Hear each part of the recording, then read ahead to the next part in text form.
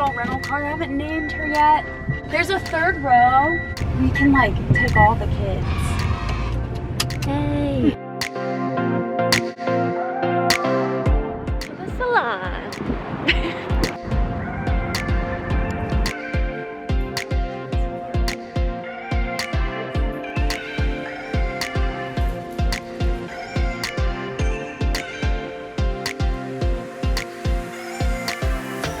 We went back to a warehouse to give you guys a little rundown or something. Yeah, we're gonna do a little tour of the loft area.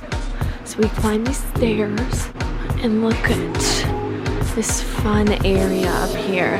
We have a couch and a beanbag hanging in the GH lounge on a Friday afternoon. Say hi, Luke. Molly, what's your advice for people who are looking to collaborate with brands? Make sure if you're trying to get a brand's attention not to just tag them in a random post that if you're not wearing their clothes. Not very professional and it's kind of pointless. It's not a very good look. Claire, what is your advice on any influencers or people wanting to collab with brands? So we kind of like to collab with people who are like creating value for us before they're asking for free stuff or like something we can do for them. Actually really investing in the brand. If you have a little extra spending money one month and you really like want to grow your following and really want to get a brand's attention, maybe like buying one of their products and then offering your review or something of it, and the brand is like much more likely to notice you and really appreciate that you've gone that extra step to like give your honest opinion, give your honest review off the bat, instead of just saying like, hey, what can you do for me? If you're wanting to collab with them and they go to your page and you post, once every 6 months or once a year or something like that, that doesn't look very good. So make sure that you're consistent with your feed and your page and stuff, because that's what brands, they really like to see that. If you get a brand email and are reaching out to brand, I get having like a message you're gonna copy and paste, reach out and like introduce yourself. Just make sure that you have the right brand name in your subject and in your greeting. Sometimes people will reach out, be talking about a different brand. That's an automatic. So you didn't care enough to personalize it to us. Yeah, just make sure that you have the right brand in your subject and greeting. So another thing that I have, you're gonna reach out to a brand, make sure that your page is on public. That seems kind of self-explanatory. You'd be surprised how many times people have reached out to us wanting to collab, but their page is on private. At that point, it doesn't really matter if we can't see the content that you have. We don't want to have to go wait for you to accept our follow requests and all that stuff. It's just kind of self-explanatory, we would think. Another piece of advice, if you're wanting to work with brands, just keeping the fact that brands are trying to sell the product at the forefront of your content creation, because you want your content to be something that brands want to use, that you are promoting this product for a brand. So instead of focusing on the aesthetic of it to like fit into your feed or trying to make it a really great shot of you, maybe focusing more on the product that you're trying to promote for the brand.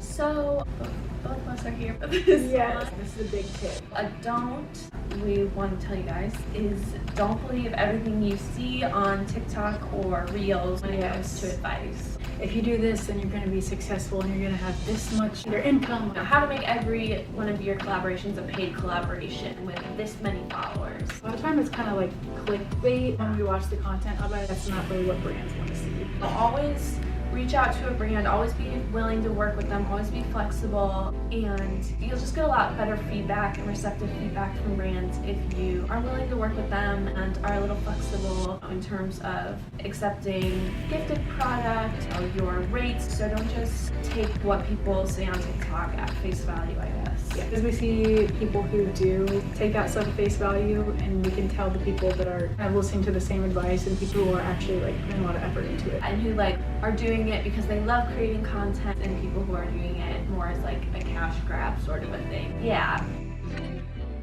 Hi guys, I am doing a video in the mirror. I was trying to do like a selfie version. I haven't gotten used to the whole like looking kind of to the side thing. We are in my office right now, a little bit rough with the lighting. So I guess it's my turn. We're kind of just like doing tips here and there. There's just so much information. We could never cover it in one video. This is just our opinion. These are things that we have experienced. We just kind of like want to share the do's and don'ts just from like what I've gone through and what I've learned. I wouldn't say the same things 2 years ago that I'm saying now, but like we grow and we learn ourselves. Sometimes we have to take losses or like have to go through crappy collab deals or whatever to like learn what we know now. I like want to speak up for brands. I just wanted to speak where we're coming from and let people know that there's always like two sides of every story, to kind of remember that there are humans behind a screen.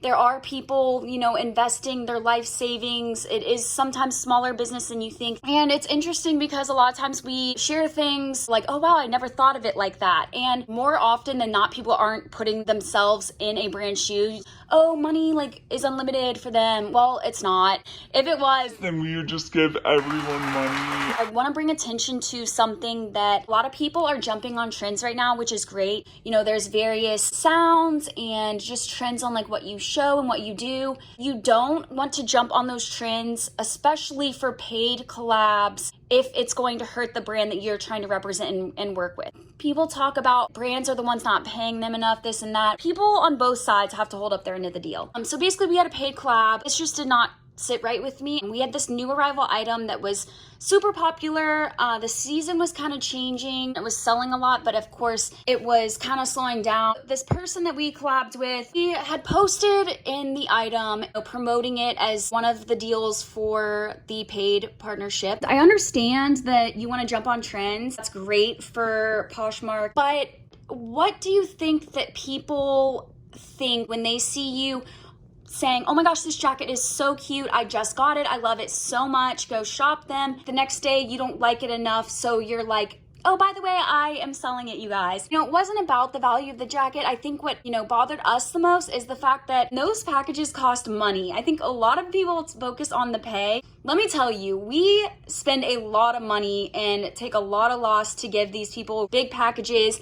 And it wasn't even that. What bothered me and the other girls agreed is that it loses credibility. It's kind of like, I just got this awesome purse. It's so cute. Everyone go buy it. They actually I don't want it, so does anyone want to buy it? I was just posting that because I was getting paid. And I know that's what ads are. We're a small business. We have so many people who want to work with us and we can't take everyone. We're kind of still new to paid collabs. A lot of our collabs are unpaid. The fact that this person was selling it to get an extra $25 when, we would have taken it back, like one of us could have kept it, not promoted it on their social media where the videos were back to back. Somebody's like, well, does she not like it? She just promoted it and it's new arrivals. We can easily get people who love our products and want to work with us. We don't really know if she was doing it to get that money back, or she didn't like it. We're not saying that you can't sell it, but if we are paying you, you're not going to promote the item that you are selling it on an online platform. We just turned down so many people who would die to work with us, and that just makes me sad a little bit. I don't think people purposely do this. People just aren't educated, and I think oftentimes there's just too much information out there, not from a brand's point of view. Did we like that? No. Maybe Princess Polly or whatever big brand doesn't mind if you do that, but I can tell you right now, small businesses, that's definitely